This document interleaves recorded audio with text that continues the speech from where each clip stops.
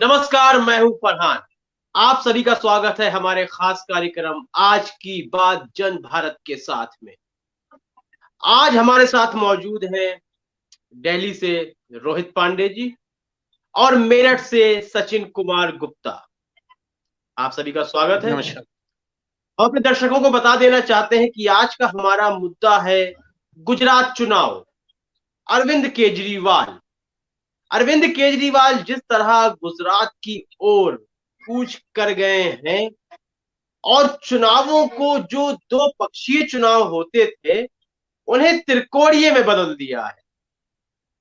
तो यहां सवाल यह उठ रहा है सियासी गलियारों में, जो लगातार बातें हो रही हैं, वह यह है कि क्या अरविंद केजरीवाल भारतीय जनता पार्टी की बी टीम के रूप में गुजरात पहुंचे हैं।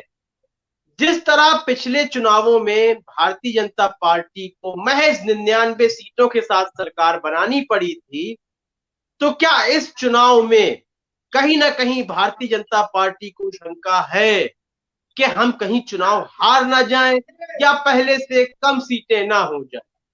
जिस तरह दक्षिण गुजरात में कांग्रेस का सफाया 27 सालों में भारतीय जनता पार्टी नहीं कर पाई, तो क्या अरविंद केजरीवाल के माध्यम से अब दक्षिण गुजरात में भी भारतीय जनता पार्टी का परचम लहराएगा? रोहित जी। देखिए, मेरे को नहीं लगता है कि केजरीवाल भाजपा की बी टीम के तौर पे काम कर रहे हैं। केजरीवाल की एक छवि रही है, वो एक ईमानदार नेता के रूप में रही है, जैसा कि वो प्रेजेंट करते रहे हैं। और केजरीवाल ने सबसे ज्यादा किसी का अगर नुकसान किया है तो भाजपा का किया है। अगर दिल्ली इलेक्शन की बात करें, दिल्ली में अगर केजरीवाल नहीं होते तो भाजपा का 100% गवर्नमेंट वहां बनता, दोनों ही टाइम। चाहे बात आप 2015 वाला इलेक्शन की करो या अभी 2020 वाला इलेक्शन। तो मेरे अकॉर्डिंग केजरीवाल चाहते हैं, केजरीवाल का टारगेट है कि फ्यूचर में आम आदमी पार्टी केंद्र में भी सरकार बनाए। उनका ये ड्रीम है, उनका है ये सपना। तो गुजरात गुजरात का जो माना जाता है वो भारतीय जनता पार्टी की रीढ़ मानी जाती है, क्योंकि भारतीय जनता पार्टी का ग्रो गुजरात से ही हुआ है। खासकर प्रधानमंत्री नरेंद्र मोदी की मैं बात करूं, पहले सीएम थे वो गुजरात के, और गुजरात के उनके विकास कार्यों या मॉडल को देख के बाकी जो देश में लोग हैं उन्होंने अपना नेता माना नरेंद्र मोदी को। तो गुजरात में अगर केजरीवाल मोदी को थोड़ा नुकसान पहुंचाए, मोदी गवर्नमेंट को, या गुजरात में अगर थोड़ा भी भाजपा का वो एक दो सीटें 10-5 कम कर दे, या अगर खुदा ना खास्ता अगर गवर्नमेंट बनने से रोक दे, तो ये केजरीवाल की जीत मानी जाएगी। अगर भाजपा गुजरात में गवर्नमेंट नहीं बना पाती है तो ये न सिर्फ आम आदमी पार्टी के लिए बल्कि विपक्ष के लिए संजीवनी साबित होगी। विपक्ष ये दावे करेगा कि आपका तो गुजरात मॉडल ही फेल है, तो आपका देशव्यापी मॉडल भी फेल ही होगा, और है भी। ये अब दावे करेगी विपक्ष और आम आदमी पार्टी। तो आम आदमी पार्टी ही नहीं अपितु विपक्ष का ही सबसे पहला टारगेट है भाजपा को सत्ता से उखाड़ना गुजरात में, ये उनका टारगेट। वहीं भाजपा चाहती है कि गुजरात में अपने जो उनकी 20 सालों से चल रही सरकार है उसे बरकरार रखे। गुजरात इलेक्शन भाजपा के लिए बहुत इंपॉर्टेंट रखता है। तो मेरे अकॉर्डिंग केजरीवाल बी टीम के तौर पे नहीं काम कर रहे हैं। लेकिन एक इसमें प्रश्न ये उठता है कि गुजरात में चुनाव लड़ रहे हैं केजरीवाल, तो भले ही भाजपा की बी टीम के तौर पे काम नहीं कर रहे हैं, लेकिन फायदा भाजपा को होगा। क्योंकि एक तरफ अगर मैं देखूं, माइनॉरिटीज के वोट वो ट्रांसफर होंगे केजरीवाल को, कुछ परसेंट हो जाएंगे। एक आध परसेंट अगर वोट इधर के उधर रहे, तो मत बोलिए कि पिछली बार जो 2000 आपकी 17 में इलेक्शन हुए थे, 2017 में इलेक्शन में डिफरेंस बहुत ही, कुछ सीटों में बहुत ही कम हुआ था। इधर का उधर चला जा सकता था रिजल्ट, किसी में 200, किसी में 500, किसी में 1000-2000 ऐसे। अगर केजरीवाल ये वोट अगर केजरीवाल नहीं लड़ते तो अभी भी चांसेस ज्यादा टक्कर होती भाजपा और कांग्रेस में। लेकिन केजरीवाल के आ जाने से, त्रिकोणीय होने की वजह से, मेरे अकॉर्डिंग, मेरा जो पर्सपेक्ट है, भाजपा इन चुनाव को आसानी से जीत गई, गुजरात इलेक्शन। सचिन जी, आपके पास आना चाहूंगा। मेरा यहाँ सवाल है आपसे कि केजरीवाल ने दिल्ली में कांग्रेस की सत्ता को उखाड़ कर फेंका, पंजाब में भी कांग्रेस को ही उखाड़ कर फेंका, उत्तराखंड में भी गुजरात जैसी हवा बनाई थी केजरीवाल ने कि अब तो इस बार केजरीवाल आएंगे। लेकिन उत्तराखंड में कुछ नहीं कर पाए, जमानतें जब्त हो गई। यही उत्तर प्रदेश में देखने को मिला। तो क्या गुजरात में केजरीवाल की मौजूदगी कांग्रेस के लिए नुकसान और भारतीय जनता पार्टी के लिए खुशी की बात नहीं है? फरहान जी, आप बिल्कुल सही कह रहे हैं। मैं उसी मुद्दे पे आना चाहता था कि अभी तक अरविंद केजरीवाल जी की जो पार्टी है, आप, वह उन राज्यों में सक्सेस रही जहां बीजेपी का प्रभाव कम है और कांग्रेस की सरकार पहले थी। उन राज्यों में आपने अच्छा प्रदर्शन किया। उत्तराखंड को अगर हम देखें तो वहां कांग्रेस और बीजेपी दोनों लगभग बराबर स्थिति में थी। वहां आप कुछ खास नहीं कर पाई। ऐसा लगता है कि गुजरात के अंदर भी अरविंद केजरीवाल जी के पास कुछ होने के लिए तो है नहीं। जो भी लॉस होगा वो संभवतः कांग्रेस का ही होगा, क्योंकि कांग्रेस का इसलिए भी होगा कि भले ही 25 सालों से भारतीय जनता पार्टी गुजरात में शासन कर रही हो, भले ही जनता में सरकार के खिलाफ कुछ असंतोष हो, लेकिन चूंकि ये मोदी जी का क्षेत्र है, ये अमित शाह जी का क्षेत्र है, तो पूरी सरकार, चाहे वह केंद्र की हो चाहे राज्य की हो, अपने मतदाताओं को संतुष्ट करने के लिए, उनकी भावनाओं को समझकर उनको समझाने के लिए तमाम प्रयास कर रही होगी। उनके तमाम संगठन लोगों को ही समझाने की कोशिश कर रहे होंगे कि जो सरकार के कामों में कमी रह गई है वो अगले काम पूरे होंगे। लेकिन चूंकि जैसा हम देख रहे हैं कि कांग्रेस किसी भी राज्य में चुनाव के प्रति ज्यादा गंभीर नहीं दिखाई। राहुल गांधी जी भारत जोड़ो यात्रा पे निकले हुए, लेकिन जब जहां चुनाव था उस राज्य के लिए उन्होंने क्या प्रयास किए? अपने संगठन को मजबूत बनाने के लिए, टिकटों के वितरण में मुझे नहीं लगता कि कोई खास प्रयास किए। अब ये इसका, अगर इसका लॉस हुआ तो हो सकता है कि उनके पास एक प्लान बी हो कि इसका ठीकरा किसके सर फोड़ना है। जब तक ये ठीकरा फोड़ने की कार्रवाई चलती रहेगी, कांग्रेस का कोई विशेष उद्धार होने वाला नहीं है। और जब कांग्रेस का उद्धार होने वाला नहीं है तो उसका वोट बैंक, जाहिर सी बात है कि अरविंद केजरीवाल जी ही हथियाएंगे। तो ऐसी स्थिति में लगता नहीं है कि बीजेपी के पास भी बहुत ज्यादा कुछ होने के लिए है। तो इसमें सबसे ज्यादा लॉस मुझे लगता है कि कांग्रेस का ही होगा। भले ही आप मजबूत ज्यादा स्थिति में ना हो, लेकिन वो एक अलग अलग राज्यों में चुनाव लड़कर जो अपना वोट परसेंटेज बढ़ा रही है, उससे उसे कहीं ना कहीं राष्ट्रीय पार्टी होने का दर्जा तो मिल ही जाए। हम्म, बिल्कुल बिल्कुल। तो लगता है कि इस बार भारतीय जनता पार्टी पहले से अधिक यानी 99 से अधिक सीटें ला पाएगी इस चुनाव में, सचिन जी? जी,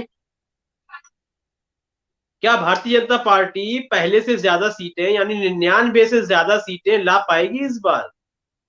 आप पिछले पिछले चुनाव से, पिछले 2-3 चुनाव में एक ट्रेंड देखा गया है कि जिस भी पार्टी की सरकार बन रही है उसकी वोटों के साथ साथ सीटें बढ़ रही हैं, चाहे वह बीजेपी हो हम्म चाहे वह आप हो, दोनों ही राज्यों में। हम्म तो यदि हम्म कांग्रेस की वोटों को आप पार्टी काटने में सफल रही तो निश्चित रूप से इसका फायदा बीजेपी को ही मिलेगा। बिल्कुल बिल्कुल। रोहित जी, आपके पास आऊंगा। सवाल है कि पिछली बार हम सभी को याद है पाटीदार आंदोलन, जब हार्दिक पटेल जी पटेल को आरक्षण के लिए, उनको अदर ओबीसी में डालने के जी लिए जी। आरक्षण आंदोलन कर रहे थे लगातार, उसकी वजह से कहा जा रहा था कि भारतीय जनता पार्टी को काफी सीटों का नुकसान हुआ है। 25 से 35 सीटों में पाटीदार यह तय करते हैं कि कौन जीतेगा और कौन हारेगा। और पाटीदार समुदाय जो है काफी पूंजीपति भी है गुजरात के भीतर। तो पिछली बार हार्दिक पटेल पर बड़े बड़े इल्जाम लगाए जा रहे थे, उनके कुछ वीडियो वायरल किए जा रहे थे जिसमें आपत्तिजनक स्थिति में थे हार्दिक पटेल। तो अब हार्दिक पटेल को वापस बीजेपी में ले लेना, जिनके ऊपर बार बार इल्जाम लगाए जा रहे थे, क्या वही भय है कि कहीं हार्दिक पटेल नहीं आते तो इस बार तो लगता है हम गए? यहाँ यहाँ मैं कहना चाहूंगा कि पिछले कुछ 15-20 वर्षों में बीजेपी ने कुछ ऐसा दिखाने की कोशिश की है कि जो भी उसकी पार्टी में शामिल नहीं होता है, जिससे भी उसे नुकसान होता है, उसका वोट परसेंटेज घट सकता है, ऐसा हर व्यक्ति भ्रष्ट है। और जो वो उसी में शामिल हो जाता है तो गंगा सागर तक जाता है। Washing powder. यहाँ मैं यहाँ मैं ये कहना चाहूंगा, ये बात यहाँ भाजपा और कांग्रेस चाहे किसी भी पार्टी की नहीं, राजनीति एक ऐसी चीज है जहां कोई अस्थाई दुश्मन या अस्थाई दोस्त नहीं होता। तमाम आरोपों के बावजूद, तमाम आरोपों के बावजूद जब कांग्रेस लालू प्रसाद यादव के साथ गठबंधन कर सकती है, गठबंधन ही ना, उन्हें मुख्यमंत्री के तौर पर स्वीकार सकती है। लालू प्रसाद यादव तमाम आरोपों के प्रूफ होने के बावजूद अगर मोहम्मद शहाबुद्दीन को अपनी पार्टी में ना सिर्फ रख सकते हैं, बल्कि जेल में जब थे तब भी सांसद का चुनाव लड़ा सकते हैं, आरोपों के बावजूद प्रूफ भी हुए थे, तो यहाँ पे कुछ भी संभव है। और जहां तक हार्दिक पटेल की बात है, हार्दिक पटेल का जो हिस्ट्री रहा है, उनका बैकग्राउंड, पहले उनकी पूरी फैमिली भाजपा से, खासकर संघ से जुड़ी हुई थी, उनकी पूरी फैमिली। बीच में जो पाटीदार आंदोलन हुआ, वहां हार्दिक पटेल को दिखा कि मैं नेता बन सकता हूं, उन्हें अपना मौका देखा। पाटीदार आंदोलन अभी आपने देखा होगा बिल्कुल शांत पड़ा है, किसी को कुछ मतलब नहीं है। हार्दिक पटेल जी भी एकदम इस टाइम भाजपा में गंगा नहा के वो भी खुश है। तो उन किसी को आंदोलन से मतलब नहीं था, किसी को आंदोलन का क्या ऑब्जेक्टिव था उससे मतलब नहीं था, सबको मतलब था अपने उद्देश्य का, अपना नेता बनने का। हार्दिक पटेल जी नेता बन चुके हैं, कांग्रेस में रह के उनको फायदा उतना हुआ नहीं, जितनी वो लाइमलाइट चाहते थे उतनी मिली नहीं। इलेक्शन के बाद उन्हें किनारे रख दिया गया और बिल्कुल वो किनारे पड़े रहे। जब उनके कई कॉल्स का राहुल गांधी जी ने जवाब नहीं दिया, कांग्रेस हाईकमान ने जवाब नहीं दिया, तो उन्होंने सोचा कि इस टाइम भाजपा का जो इस टाइम चल रहा है, फ्लो चल रहा है, तो क्यों ना भाजपा के नदी में हम भी नहान करें। उन्होंने नहान किया, लहर के साथ धीरे चले। धीरे उनके सारे लहर के साथ वो भी बह गए और उनपे धीरे धीरे सारे जो आप बोलोगे आरोप धीरे धीरे कम हो जाएंगे, लोग आरोप नहीं लगाएंगे और धीरे धीरे हार्दिक पटेल न सिर्फ देखना आप लीड करेंगे, वो लीडिंग फ्रंट में रहेंगे, उनको कोई ज्यादा बड़ा पोस्ट नहीं मिलेगा, लेकिन इलेक्शन में जो प्रचार में वो सबसे आगे ही रहेंगे और पाटीदार वोट साधने का प्रयास करेंगे भाजपा के। तो आजकल प्रवर्तन निदेशालय ईडी भी जल्दी जल्दी घुस जाता है लोगों के घर में, इसका भी डर हो सकता है कहीं कहीं। देखिए, इस पे मेरा ये कहना है कि हमारा कंट्री है, देखिए ईडी पर गौर, आप कॉन्स्टिट्यूशन को मानते हैं, सब कोई मानता है, मैं भी बिल्कुल मानता बिल्कुल। हूँ लेकिन संविधान ईडी तो। केंद्रीय, सुनिए तो, केंद्रीय हाँ, केंद्र की एजेंसी है और केंद्र उसको प्रयोग में ला सकता है जब चाहे। अब उसका दुरुपयोग करे या सदुपयोग करे ये तो सत्ता के हाथ में है, लेकिन उसका प्रयोग ईडी केंद्र ही ईडी करता है। ईडी का प्रयोग केंद्र ही करता है, लेकिन फिर भी मेरा ये मानना है कि ईडी एक ऐसी संस्था है जो कि स्वतंत्र रूप से तो नहीं, आपको गवर्नमेंट का कंट्रोल जरूर रहता है, लेकिन ईडी एक ईमानदार संस्था है जो कि अच्छे ढंग से कार्य करता है। आरोप एक बात बताइए, कांग्रेस के कई लीडर्स हैं, कई साफ छवि के नेता हैं, चाहे विपक्ष में भी, उनके खिलाफ क्यों आरोप नहीं लगता, उनके घर क्यों ईडी नहीं आती, क्यों लालू प्रसाद यादव के घर में ही आती है ईडी, क्यों आपके तेजस्वी पे ही आरोप लगते हैं, क्यों दगदार नेताओं पे ईडी आती है। आप जरूर, नहीं, आप पे कुछ धुआं दिनों में ऐसे नहीं ऐसे उठता केस जब तक देखे आग गए ना हो। जैसे कि मैं आपको याद दिलाता हूं, एक दो किस्से याद दिलाऊंगा। हाँ हम्म, बताइए। हेमंत सोरेन थोड़ा सा भाजपा के खिलाफ हुए, ईडी। शिवसेना लगातार गठबंधन में रही, कोई परेशानी नहीं हुई, थोड़ा सा रुख टेढ़ा होता है तो संजय राउत के पास ईडी। अभी मनीष सिसोदिया को देख लें आप, सत्येंद्र जैन को देख लें, खैर वो दोषी होंगे तो बाद में ये मालूम पड़ेगा, उनकी कोई हिमायत नहीं कर रहे हैं, लेकिन कहीं ना कहीं ईडी को लेकर डर चुके हैं नेता। देखिए, जैसा कि आप जर्नलिस्ट हैं, ठीक है, आप मान लीजिए वैसे जनभारत टीवी के हम वैसे लोग वैसे जर्नलिस्ट हैं, मैं ठीक है। वैसे मैं हाँ यहाँ बोलिए। बीच में ये कहना चाहूंगा, ये वैसे तो पूरा भारतवर्ष देख ही रहा है कि जब चुनाव आता है तो इस तरह की सारी कार्रवाइयां उसी समय शुरू होती हैं, जैसा यूपी में भी हुआ। जब तक मायावती जी का थोड़ा बहुत वोट बैंक था तब तक उनके खिलाफ ईडी की कार्रवाई चलती थी। जब से वो शांत हुई है तब से सभी कार्रवाइयां ठंडे बसते हैं। देखिए, वो डर गए, लगता है कार्रवाइयां लालू का आपकी, हश्र मैं देखकर डर मैं गए। आप आपका बात मैं मान गया। मैं भी लालू के बारे में मैं शायद आप लोगों से थोड़ा बेटर जानता हूँ, जस्ट बिकॉज कि बिल्कुल आई बिल्कुल। Belong from Bihar.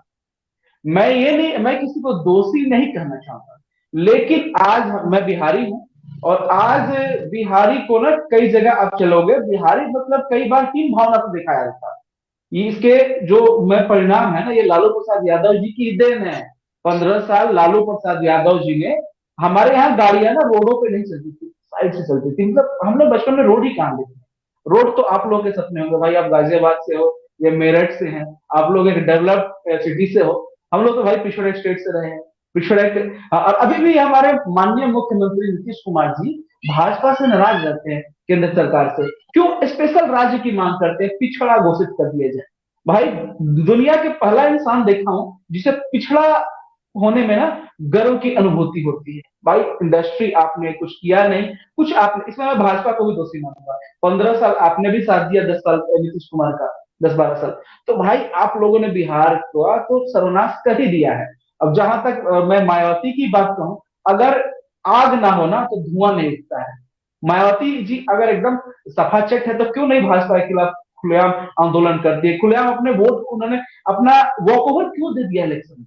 Just because कि भाई दाल में काला है, आपके आप में के अंदर कुछ ना कुछ कमियां है, तभी आप डर रहे हो। वरना भाजपा हाँ, इकाई उन्हीं ईडी का अगर कमियों को मान लो, छुपाने के लिए। बस बस भाई अगर दुरुपयोग कर रही है गवर्नमेंट, मान लो कि ईडी का यूज हो रहा है, क्यों नहीं सब पे यूज हो रहा है? उस उन्हीं पे यूज हो रहा है जिनके अंदर कुछ दिखा है, जिनके अंदर कुछ कमियां हैं। और हेमंत सोरेन हो गए, चाहे आपके हो गए बिहार में, कई आप देखे हो गए नेताओं के, मैं एक दो नाम भूल रहा हूँ, उनके यहाँ ईडी का छापे पड़े भी हाल फिलहाल 2-3 महीने में, जस्ट बिकॉज कि उनके अंदर कमियां थी। और ये मिले हैं सबूत भी, कई जगह ईडी को मिले हैं, कई जगह नहीं मिले हैं। लेकिन भाई शक के दायरे पे ईडी ने वर्क किया है, और उन्हीं पे वर्क किया है जिनके अंदर कुछ ना कुछ दिखा जरूर है, जिनकी हिस्ट्री रही है, जिन पे आरोप रहा है, प्रत्यारोप रहा है। सचिन जी, दक्षिण गुजरात जी में 27 साल रहने के बाद भी भारतीय जनता पार्टी, 27 साल का एक लंबा वक्त होता है, उसके बाद भी कांग्रेस का सफाया करने में नाकाम रही। क्या कारण है कि आदिवासी समुदाय भारतीय जनता पार्टी की ओर आकर्षित नहीं हो रहा?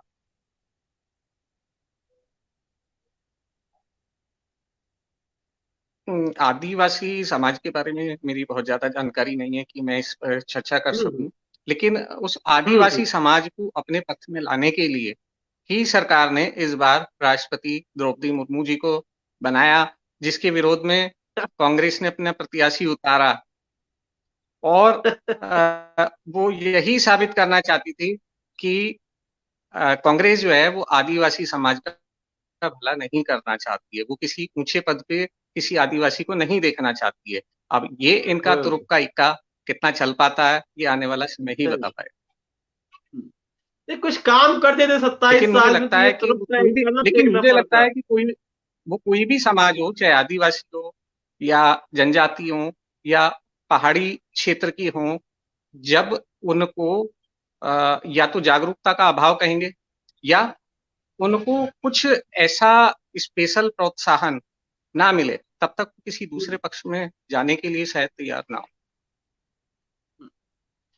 गुजरात और हिमाचल चुनावों में एक जो सबसे अहम बात देखी गई वह यह है कि जितने भी बड़े नेता थे, यानी कि जो 4 बार से या 5 बार से चुनाव जीत रहे थे, उनका टिकट काट दिया गया। क्यों? आखिर क्या इसका प्रभाव नहीं पड़ेगा इस चुनाव में? क्या भारतीय जनता पार्टी के खिलाफ, जैसे हिमाचल में ही काफी नेता बागी हो गए, तो ऐसा करने की क्या आवश्यकता पड़ गई जब सब कुछ सही चल रहा था? चलने देते। जब सभी किसी भी जानते हैं टीम कि में, जब चाहे आप बोलिए किसी जी, आप बोलिए फिर मैं करूंगा, आप बोलिए। सभी जानते हैं कि जब एक लंबे समय तक कोई भी किसी पद पर या दायित्व पर रहता है, तो उसकी अच्छाइयों के साथ साथ तमाम बुराइयां भी होती हैं। हम्म, तमाम लोगों के, सांसदों के, विधायकों के टिकट काटने के पीछे वजह यही रहती है कि इनके खिलाफ जो माहौल है, इनके विपरीत जो लोग जा रहे हैं, उनको किस तरह से रोका जाए। नए चेहरे को मैदान में उतारकर संभवतः यही अपना जो वोट बैंक सारा कर रहा है उसे बचाने की कोशिश हर पार्टी कर। जी मेरा रोहित आप। जी। ये मानना है कहीं भी परफॉर्मेंस की एनालिसिस बहुत जरूरी है। चाहे बात पॉलिटिक्स की हो, चाहे बात स्पोर्ट्स की हो, चाहे बात कोई भी फील्ड की हो। सपोज पिछले साल वर्ल्ड कप में इंडिया हारी, विराट कोहली की कैप्टनशिप पे इंडिया का परफॉर्मेंस बेटर नहीं हुआ, विराट कोहली को कैप्टनसी से हटा दिया।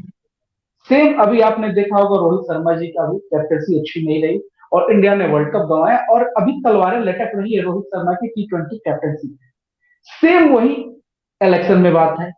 आपने हिमाचल में देखा होगा, गुजरात में देखा होगा, कई नेता, कोई भी नेता होते हैं जो कि अपना सर्व देते हैं 5 साल, चाहे एमएलए होते हैं, एमपी होते हैं, तो कोई भी पार्टी होती है देखती है कि पब्लिक के नजरिए के हिसाब से उनका क्या मतलब रहा है, वो मतलब कि पब्लिक उनको उनके खिलाफ है कि उनके साथ है, उनके कैसे कार्य रहे हैं और उनके खिलाफ माहौल क्या है।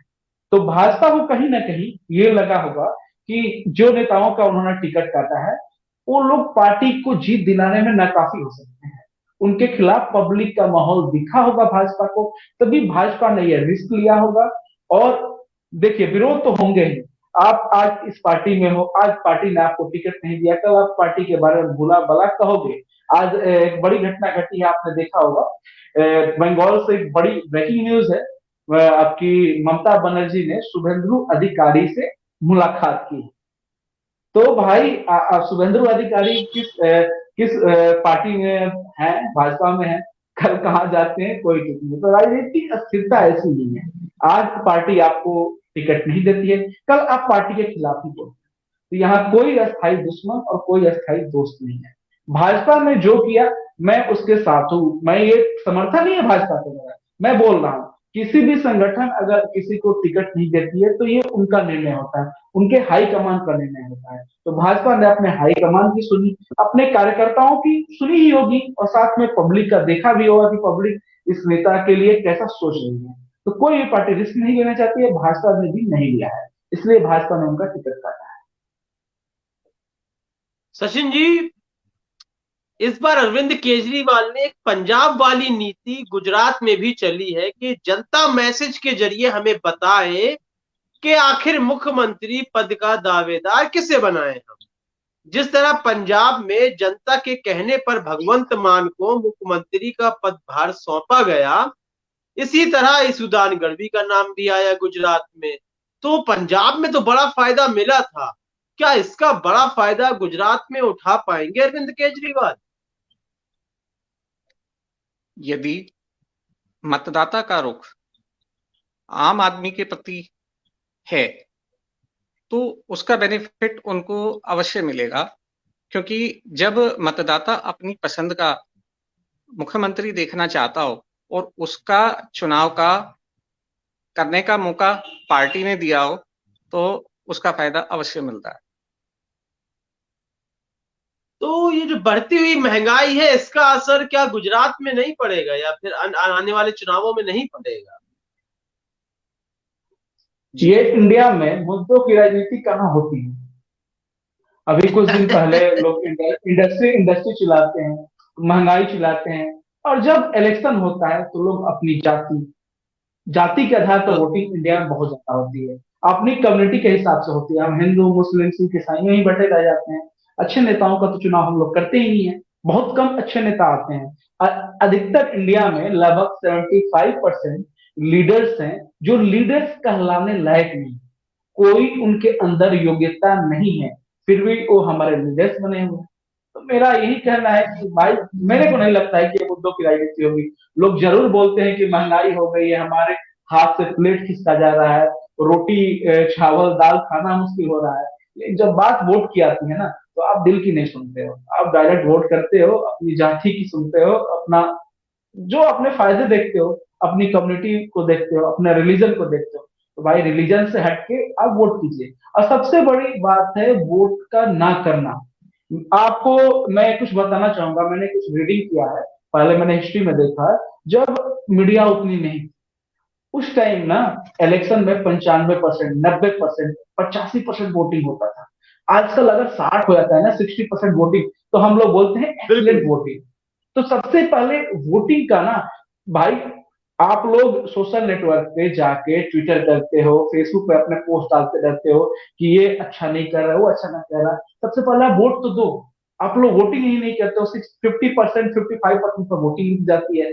तो कई लोग तो वोट ही नहीं करते हैं, जिसके चलते कुछ एजुकेटेड लोग भी वोट नहीं करते हैं, जिसके चलते हमें बेकार नेताओं का, जिनका लीडर्स कराने लायक नहीं है, उनको हमें ढोना पड़ता है 5 साल। तो प्लीज मेरे गुजरात के जो आपके लोग हैं, उनसे मेरा अनुरोध है कि आप जहां भी हो, वोटिंग करने जरूर पहुंचिए। इसको एक पर्व मानिए, जैसे आप दिवाली को मानते हैं, जैसे आप होली को मानते हैं, उसी तरह वोटिंग को भी एक पर्व मान के अपने होम सिटी जाइए और एक दिन का वक्त निकाल के वोट अवश्य। हिमाचल प्रदेश में करीब बैंक का जो कर्ज है वो 2700 करोड़ पहुंच चुका है, और यह कर्ज कोई इंफ्रास्ट्रक्चर तैयार करने के लिए या कोई कंपनी तैयार करने के लिए नहीं लिया गया था कि जिससे बाद में अर्निंग होने लगे। तो यह कर्ज और बढ़ेगा आगे चल के, चाहे वहां कांग्रेस आए या भारतीय जनता पार्टी दोबारा आए। इसी तरह सार्वजनिक कर्ज है जो गुजरात पे, वो भी 3 लाख करोड़ हो चुका है। तो क्या लगता है कि कहीं ना कहीं जो बातें कही जा रही थी कि हम आएंगे तो ऐसा करेंगे, कहीं ना कहीं भारतीय जनता पार्टी फेल नजर आई है आपकी नजर में? सचिन जी आप जवाब दीजिए, फिर मैं रहता हूँ आपकी बारी।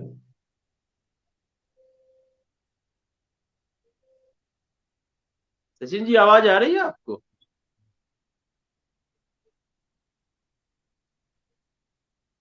लगता है इनका लग रहा है नेटवर्क स्लो सचिन, हो गए हैं। हाँ कोई नहीं। देखिए, हर सरकार के अंदर कमियां होती हैं, चाहे बात हम्म। भाजपा की हो चाहे कांग्रेस की।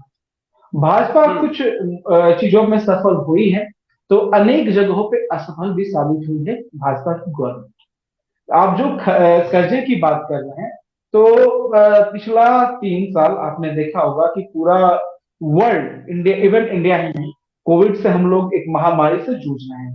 तो कई चीजें, इंफ्रास्ट्रक्चर की मैं बात नहीं कर रहा हूँ, मेरे को ज्यादा नॉलेज नहीं इस चीज की कि कहाँ खर्चे हुए हैं, ना ही मैंने कोई आरटीआई दायर की है। फिर भी मेरा ये मानना है, गवर्नमेंट कोई भी बुरा करने का प्रयास नहीं करती है, कम से कम जो रणनीतियां बनाते हैं उनका होता है कि बेस्ट देना। ठीक है, अब कई बार बेस्ट नहीं हो पाता है, लेकिन फिर भी मेरा मानना है कि हिमाचल का, मैंने कई लोगों से बात किया, वो लोग गवर्नमेंट से संतुष्ट है 60%। 40% उनको हम्म। लगता है कि अभी सुधार की आवश्यकता है। तो जिसकी भी गवर्नमेंट है, भाजपा की है, इवन चाहे कांग्रेस की है, अगर पब्लिक के कार्य पूरे होंगे, और ये जो कर्ज का बोझ बता रहे हो ना, अगर इसको दूर करने का प्रयास चाहे जो भी गवर्नमेंट है उनका होना चाहिए, वरना ये कर्ज बढ़ता ही रहेगा। और इसका परिणाम होगा महंगाई, भी इसी का परिणाम होगा। ये जब कर्ज के बोझ आप पे बढ़ता जाएगा, तो आपको महंगाई देखनी ही पड़ेगी। टैक्सेस में भी आपको चेंज होगा, जीएसटी रेट में भी चेंज होगा। तो मेरे अकॉर्डिंग आपको कर्जे दूर करने पे गवर्नमेंट का प्रयास होना चाहिए। अब वो कैसे करते हैं ये उनकी रणनीति है। मेरा मानना है कि जो भी गवर्नमेंट आए, वो इस पे पहला कदम लेके कर्जों को दूर करने में, क्योंकि आप कर्ज के बोझ तले ना दबते ही जाते हैं, और वो दिन दूना बिल्कुल। रात चौगुना वाला। ठीक है, बहुत बहुत धन्यवाद। गुजरात चुनावों को लेकर, आम आदमी पार्टी की मौजूदगी को लेकर, और जो मुकाबला तिरकोड़िए हो गया है उसको लेकर आप लोगों ने हमें जानकारी दी। शायद हमारे व्यूअर्स को एक पसंद आई होगी। यदि एक आपको एक मिनट, बताएं। थोड़ी सी एक चर्चा हमें टॉपिक पर कर लेनी चाहिए। जो जैसा बताएं कि बताएं। आपने कल एक न्यूज भी हमें दिया, अभी हॉट टॉपिक चल रहे हैं सत्येंद्र जैन, क्योंकि मामला आम आदमी पार्टी से जुड़ा हुआ है। ठीक है, और कहीं ना कहीं मेरा क्वेश्चन आपसे है, अब आपसे आप जवाब दीजिएगा। हमसे सत्येंद्र जवाब जैन का मांगेंगे जो नहीं। मामला, हाँ आपसे आज मैं वो एंकर से जवाब मैं मांग रहा हूँ। मेरा बिल्कुल क्वेश्चन बिल्कुल। ये है कि सत्येंद्र जैन का जो मामला है, अभी आप देख रहे हैं ट्रेंडिंग टॉपिक पे है सत्येंद्र जैन का मामला। तो सत्येंद्र जैन के मामले का असर गुजरात इलेक्शन पर क्या होगा? क्या क्रेडिबिलिटी जो आम आदमी पार्टी के प्रति लोगों की है, क्या वो कम नहीं होगी? जैसा कि आपने कहा कि केजरीवाल जी हमेशा मुख्यमंत्री डिक्लेयर करने के पहले जनता से पूछते हैं, वो पूछते तो जनता से हैं, लेकिन ये पूछना उनका ट्विटर, व्हाट्सएप और फेसबुक तक ही रहता, सोशल नेटवर्किंग तक। और वो लेकिन होता जनता का नहीं है, जनता के मन का मुख्यमंत्री कोई नहीं होता, बस पूछते हैं। और क्या जी बिल्कुल सही कह रहे सत्येंद्र जैन, जो जिन पे मसाज कराते हुए जिनका वीडियो वायरल हुआ था, उन पे एक्शन ले नहीं रहे हैं, उल्टा बचाव कह रहे हैं केजरीवाल, तो इस पे आप क्या कहना चाहते हैं? इसका बुरा इम्पैक्ट नहीं पड़ेगा, जबकि जो मसाज करने वाला भी वो रेप का आरोपी रह चुका है। क्या कहते हैं इस पे, इलेक्शन का प्रभाव?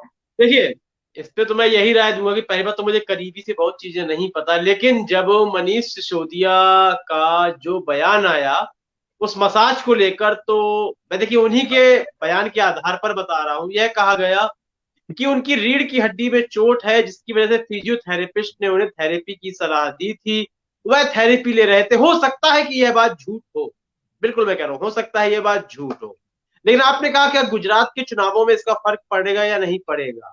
तो मेरा मानना है कि जनता को कभी भी पार्टी के किसी नेता के व्यवहार को देखकर वोट नहीं करना चाहिए, बल्कि आपसे आपके घोषणा पत्र में क्या वादे किए गए थे, मैनिफेस्टो में आपको कौन से सुनहरे सपने दिखाए गए थे, यदि उन सपनों को लेकर 50 से 55% भी आपके सत्ताधारी दल ने कार्य किया है, आपको लगता है कि जमीनी स्तर में वाकई कोई कार्य दिख रहा है, तो आपको उसको वापस वोट देना चाहिए, वह चाहे भारतीय जनता पार्टी हो, कांग्रेस हो या आम आदमी पार्टी हो।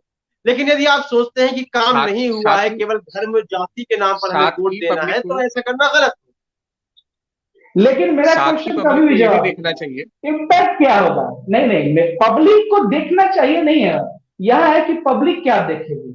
आपको ठीक है, याद मैं आपको होगा इसका जवाब देता हूँ। कि बिल्कुल बिल्कुल। जब भाजपा, एक जैसे मिनट भारतीय मैं जनता, पूरा, हाँ, जब भाजपा, जब सर्जिकल स्ट्राइक जो आपका माहौल हुआ था पुलवामा वाला, तो उस टाइम कहा गया कि पुलवामा अटैक के बाद जो स्ट्राइक हुआ आपका, भारत ने पाकिस्तान पर एयर स्ट्राइक किया, तो उसका प्रभाव भाजपा का प्लस हुआ, मीन्स कि भाजपा को उसने बूस्ट किया। पुलवामा अटैक के बाद मैं बात कर रहा हूँ, जब पुलवामा अटैक के बाद कई एक्सपर्ट का मानना था, पॉलिटिकल एक्सपर्ट का, कि भाजपा का फायदा हुआ, तो क्या एक आम आदमी पार्टी का नेता जो कि एक मंत्री है गवर्नमेंट में, अभी भी आम आदमी पार्टी ने उन्हें निष्कासित नहीं किया है, ना ही जेल में मसाज, मान लिया कि उनको रीढ़ की हड्डी में प्रॉब्लम है, लेकिन आपने मसाजर का प्रोफाइल नहीं देखा कि उनपे पॉक्सो एक्ट के तहत मुकदमा दर्ज है? अगर ये है एक आप एक तरह से तो आप साथ दे रहे हो देखिए रेपिस्ट का, पॉक्सो तो अगर पॉक्सो एक्ट वाली जो जानकारी है वह भारतीय जनता पार्टी के ही प्रवक्ता ने दी है। देखिए इसके बारे में भी नहीं मुझे पक्का नहीं, जानकारी नहीं है कि, मैंने रीड मैं किया आपको है, बता मैं दूं, ये नहीं मैं बोलता। आपको अपनी जानकारी हाँ, बता दूं कि मुझे इस बारे में बिल्कुल जानकारी नहीं है अच्छा, किसी और सूत्र से, बल्कि मुझे ये जो हाँ, रेप का वह आरोपी है, इसकी जानकारी भी मुझे भारतीय जनता पार्टी के प्रवक्ता के द्वारा ही प्राप्त हुई थी। तो मैं इस पर बिल्कुल मोहर नहीं लगा सकता हूँ। हाँ, हो सकता है कि भविष्य में ये बात बिल्कुल पुख्ता हो जाए, तो मैं इस बात की निंदा करता हुआ शायद नहीं, नजर आऊंगा। यहाँ बात प्रूवन का नहीं है, प्रूवन का नहीं है। यहाँ मैंने क्वेश्चन आपसे सिंपल पूछा है कि मान लो मैं एक आम जनता हूँ, मेरे को किसी ने बताया कि देखो ना, आम आदमी पार्टी का एक नेता है, वो जेल में बंद है, उस पे कई कई बड़े बड़े आरोप है, ठीक है, बड़े बड़े आरोप है, और वो जेल में मसाज करा रहा है, मसाज कराने वाला रेप का आरोपी है। अब रेप का आरोपी आम जनता थोड़ी ये देखती है कि प्रवक्ता ने फैलाया है, वो तो आपके और मेरे जैसे न्यूज चैनल का फ्लैश न्यूज देखती है कि फलाना न्यूज नहीं है कहा। न्यूज वालों का तो काम ही हम लोग का यही है कि फ्लैश न्यूज, ब्रेकिंग न्यूज, और पब्लिक है ना, वो क्वेश्चन मार्क नहीं देखती। पब्लिक तो समझ जाएगी कि हाँ रेपिस्ट से मसाज करा रहे हैं, तो क्या इसका इम्पैक्ट आम आदमी पार्टी के मिलने वाले वोटों का 1% पड़ेगा कि नहीं? मेरा सिंपल सा क्वेश्चन है। देखिए, पढ़ना चाहिए, मेरा ये कहना है पढ़ना चाहिए, लेकिन आम आदमी पार्टी भले ही भारतीय जनता पार्टी से बहुत छोटी है अभी, यदि उसकी तुलना में देखा जाए तो अभी उसका स्तर बहुत छोटा है, उतनी विस्तृत नहीं है। लेकिन जिस तरह भारतीय जनता पार्टी की मौजूदा स्थिति या पहले की स्थिति भी किसी व्यक्ति विशेष पर आधारित रहती है, जैसे एक समय अटल बिहारी वाजपेयी के नाम से ही भारतीय जनता पार्टी को जाना जाता था, आज प्रधानमंत्री मोदी के नाम से ही भारतीय जनता पार्टी को जाना जाता है, उसी तरह आम आदमी पार्टी की छवि अरविंद केजरीवाल को लेकर है। जो आम आदमी पार्टी का भक्त है तो यकीन करें कि उसे कोई फर्क नहीं पड़ने वाला है, लेकिन यदि कोई वोटर ऐसा सोच रहा था कि इस बार बीजेपी को ना देकर आम आदमी पार्टी में हाथ आजमाया जाए, तो हो सकता है, इसमें हो सकता है कि शायद उस वोटर के दिमाग में कोई फर्क पड़े और वह वापस से भारतीय जनता पार्टी के झोली में ही अपना वोट डाल दे, बिल्कुल हो सकता है। आपका क्या मानना है इस पर? सेकंड, फर्स्ट आपको रैंकिंग वाइज आपका प्रेडिक्शन चाहिए। एक तरह से आप सर्वे अगर कहिए चाहे मुझे जो भी देखिए, कहिए, मुझे मैं अगर प्रेडिक्शन गुजरात चाहिए की आपको। जनता में से एक होता और मुझे वोट करना होता, तो यकीन मानिए मैं न्यायालय का फैसला आने के बाद ही सत्येंद्र जैन को दोषी मानता, क्योंकि अभी वह आरोपी हैं। और मैं उस मसाज करने वाले व्यक्ति की वाकई में प्रोफाइल चेक करता कि क्या वह वाकई में रेप के आरोपी है या नहीं है। उसके बाद अगर ऐसा निकलता तो मेरे तमाम सवाल होते, जो कि मैं आम आदमी पार्टी की वेबसाइट में जितनी भी सोशल मीडिया में उनकी अकाउंट्स है, उन सभी में यह सवाल छोड़ता कि यह कितना सही है। और यदि उनका जवाब नहीं आता तो मैं कोई ना कोई फैसला जरूर लेता। प्रेडिक्शन पूछ रहा हूँ, ये आप क्या लगता बिल्कुल है ये आप गुजरात बिल्कुल इलेक्शन सही में तीनों आदमी ये को आपने बताना बिल्कुल है सही बात लास्ट? रखी है। देखिए, ये तो मैंने पहले ही कहा ये कि आपने मैंने बिल्कुल पहले ही सही कहा बात कि रखी आम है कि आदमी किसी पार्टी किसी ने पर भी आम आरोप आदमी किसी पार्टी पर भी आरोप लगा देने से वो दोषी नहीं हो जाता। बिल्कुल ये बिल्कुल आपने बिल्कुल सही मुद्दा रखा है कि बिल्कुल। हम चुनाव के वक्त या अपनी सहूलियत के लिए या अपने फायदे के लिए यदि किसी पर आरोप लगा देते हैं, तो जब तक वो न्यायालय सिद्ध ना करते तब तक हम उसे आरोपी बिल्कुल नहीं मान सकते। बिल्कुल। लेकिन ये तो तो मैं वही बोल इंडिया रहा है, हूं। यहाँ पर तो इमेज तो वैसे चली जाती है। आपने अभी हाल फिलहाल रॉकेटरी मूवी आई थी, किन पे आई थी? इंडिया के महान साइंटिस्ट आई थी। जब वो आरोपी आरोपी थे, ना कि उन पर प्रूवन हुआ था, उनका पूरा कैरियर चौपट हो गया था। तो उन आप सोच सकते हैं इंडिया में उन्हें कैसा झेलना पड़ा। तो ये चीज तो आरोप का क्या है? लेकिन आरोप आपकी इमेज, हाँ, मेरे अकॉर्डिंग जहां तक मेरा प्रभाव है, आरोप आपकी इमेज खत्म करता है। एक बार जब आपकी इमेज चली देखिए गई ना, मैं आप आपको एक कितना भी उदाहरण दे दूं। बनाने के बाद। आज मैं आपको एक उदाहरण दे दूं कि यह भारत की जनता है, बहुत भोली कहें हम या मूर्ख भी कह सकते हैं किसी भाषा में। अभी 40 दिन की पैरोल में राम रहीम बाहर आया हुआ था, और उस हम्म, 40 दिन के अंदर उसने सत्संग भी किए। उस सत्संग में लोग भी थे, खुद भारतीय जनता पार्टी के कुछ नेता भी वहां मौजूद थे। तो आप बिल्कुल। खुद सोच सकते हैं कि हमें किसी का दोष सिद्ध हो जाने के बाद भी जब हमारा विश्वास कम नहीं होता, तो एक आरोपी के ऊपर आम आदमी पार्टी के जो शुभचिंतक हैं उनका विश्वास कैसे खत्म होगा। तो यहां देखिए बहुत सी लेकिन छवि वाले लेकिन लोग हैं। बात तो ये जो आती है जो कि आम आदमी पार्टी में। जो राम रहीम बोलिए। वाला मुद्दा आपने रखा, वो बिल्कुल आप सही कह रहे हैं, क्योंकि आज बागपत जिले के बरनावा से जहां इनका आश्रम है, वो पैरोल की बिल्कुल अवधि समाप्त होने के बाद इन्हें वापस जेल जाना था। तो तमाम बड़े लोग जिनका नाम नहीं लिया जा सकता, जिनको सफेद पौष कह सकते हैं, जिनको नो वो तमाम लोग वहां थे मौजूद। इन 40 दिनों के बिल्कुल अंदर बाबा राम रहीम ने गेम खेला उनके साथ, चैट की, बातें की, प्रवचन दिए और बहुत सारे काम हुए। और जो आज की लेटेस्ट खबर है वो ये है कि जिस समय उनकी अवधि पूरी होने के बाद उन्हें जेल भेजा गया, तो तमाम अनुयायी जो है कूट कूट कर रोने लगे। देखिए, बिल्कुल। ये कुछ मैं तो समय वही के बोल बाद रहा हूँ ये कि सब विश्वास चीजें की भूल बात है। जाते हैं। लोग भूल जाते हैं, लेकिन अगर एक ऐसी पार्टी जिसका दावा था कि अगर किसी पर आरोप लग जाए उसी दिन बाहर कर दूंगा, ये केजरीवाल जी का स्टेटमेंट था कि आरोप लगने तक बिना जांच के ही बाहर कर देंगे। मतलब हम ऐसे पार्टी होंगे, जो दावा उनका था। आप ये मानते हैं कि नहीं? मैं आप सबसे पूछ रहा हूँ क्योंकि इलेक्शन कहीं चल रहा है ना। आम आदमी पार्टी का दावा था जब स्टार्टिंग में 2000 आपका अन्ना आंदोलन के बाद जब ये पार्टी बनी थी, तब उनका दावा था किसी पर भ्रष्टाचार का आरोप लगने मात्र से ही हम उसे पार्टी से निष्कासित कर देंगे।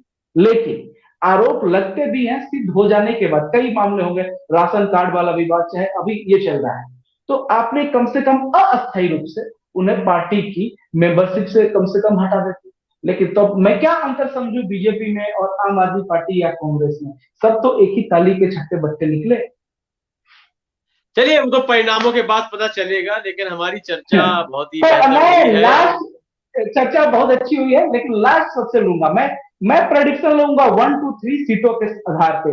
आप बताइए, आपसे सबसे पहले सचिन जी से। सचिन जी, गुजरात चुनाव की मैं अभी बात कर रहा हूँ, गुजरात टॉपिक पे क्या लग रहा है? फाइनल रिजल्ट किसके पक्ष में होगा? कितनी सीट आएंगी? नंबर 1 2 3 बताइए। एक प्रेडिक्शन है, इसमें ये नहीं है कि आप उनको समर्थन करें।